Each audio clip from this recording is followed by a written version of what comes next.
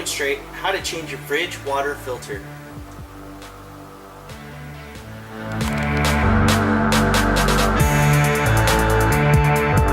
What we will need is a fridge that has a water filter, a location of your fridge water filter, and a new fridge water filter.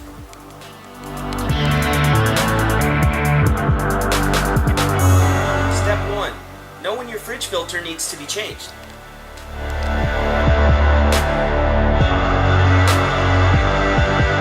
Step 2. Locate your fridge water filter.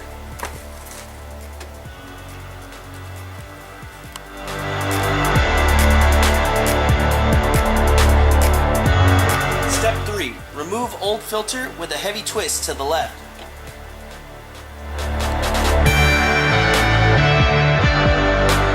Step 4. Make sure to remove packaging from new filter.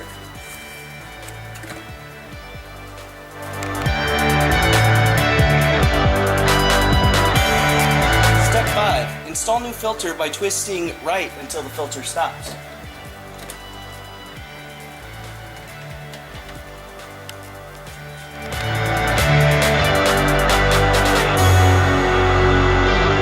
Step 6. Run water to flush air and generate a full stream.